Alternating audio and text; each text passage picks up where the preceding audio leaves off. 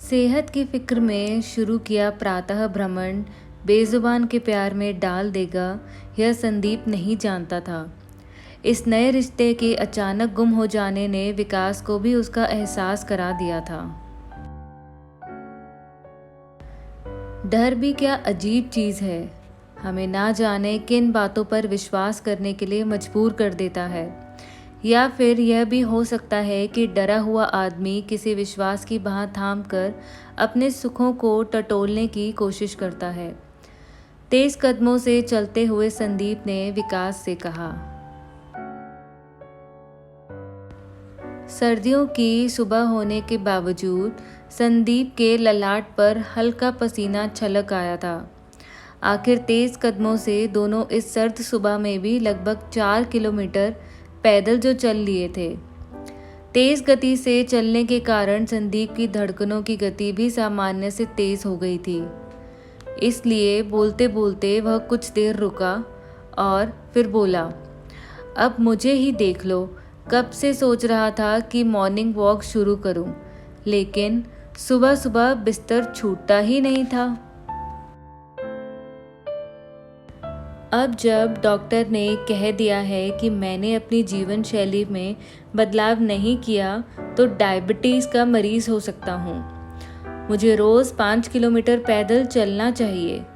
तब से बिना अलार्म के भी नींद खुल जाती है। सुबह घूमना जैसे जीवन का ज़रूरी हिस्सा हो गया है।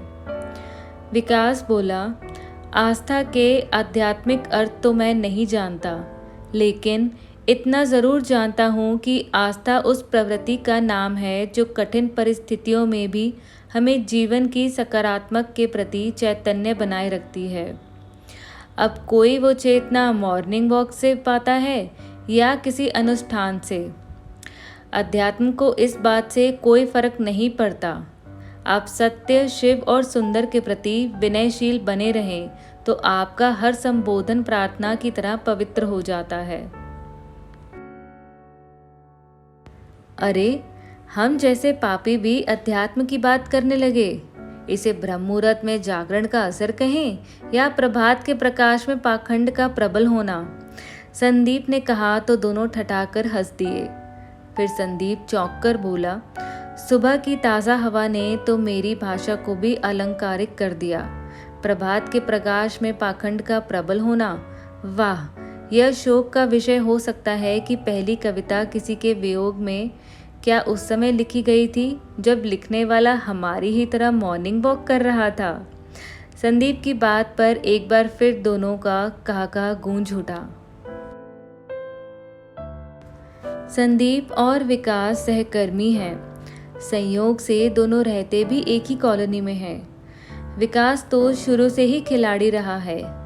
प्रातः भ्रमण और व्यायाम हमेशा उसकी दिनचर्या के हिस्से रहे हैं, लेकिन संदीप ने कुछ महीनों पहले ही सुबह लंबी दूरी तक घूमना शुरू किया है।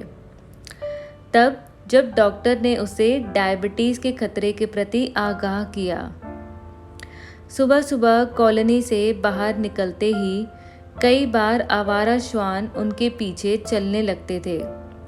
शुरू में तो दोनों उन्हें भगा देते थे, लेकिन एक दिन एक छोटा सा श्वान शिशु आकर बार बार उनके पाँव के पास लोट लगाने लगा, तो संदीप स्वयं को उसके मोह में पड़ने से नहीं बचा सका।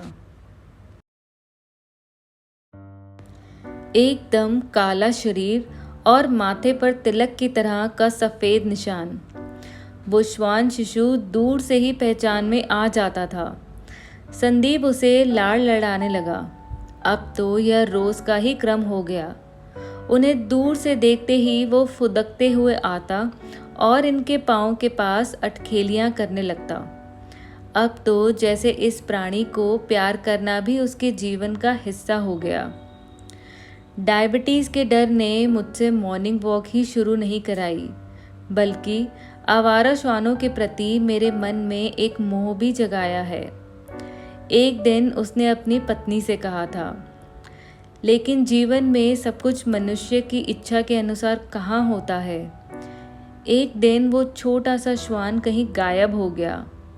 संदीप और विकास की नज़रें उसे तलाशती रहीं, लेकिन वो कहीं नहीं दिखा।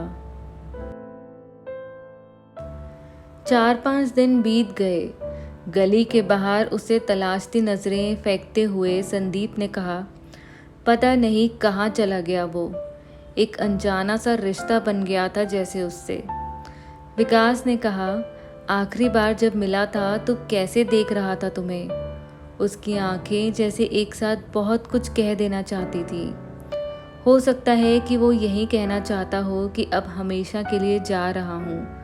पता नहीं क्या हुआ होगा उसे, कहीं किसी दुर्घटना का शिकार ना हो गया हो। लोग सड़क पर अपनी गाड़ियाँ भी तो बहुत तेज चलाते हैं, संदीप ने भावुक होते हुए कहा। हो सकता है कि किसी मनहूस क्षण की आहट उसे पहले आ गई हो।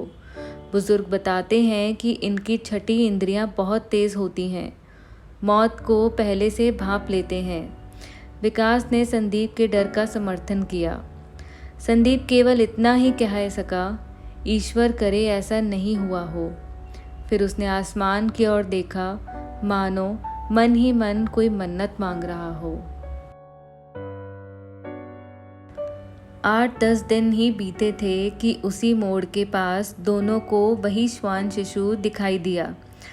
वही काला रंग और माथे पर सफ़ेद तिलक। दूर से दौड़ता हुआ वो इन्हीं की तरफ आ रहा था। उसे देखकर संदीप तो जैसे खुशी से दीवाना ही हो गया। पास पहुंचते ही उसे लपक कर अपनी बाहों में उठाया और हुलसकर बोला, तू कहाँ चला गया था रे? क्या तुझे हमारी याद नहीं आती थी? उसने कितने ही सवाल दाग दिए, मानो वो बेजुबान प्राणी उसके सवालों को समझ रहा हो और संदीप की ही भाषा में भी जवाब भी देगा। संदीप बावलों की तरह उससे बतियाए जा रहा था। विकास की आंखों के कोरे भी भीग गए थे। पता नहीं कौन सा रिश्ता था जिसके बंधन ने उस दिन संदीप और विकास को तब तक वहाँ रोके रखा था जब तक वो नन्ही जान खुद ही उसकी गोदी से उतरकर भागने के लिए नहीं मचल उठी। दोस्तों, आशा करती हूँ आपको ये कहानी पसंद आई होगी। मुझसे जुड़ने के लिए आपका बहुत बहुत धन्यवाद। ऐसी और कहानियाँ सुनने के लिए आप मेरे चैनल को सब्सक्राइब कर सकते हैं।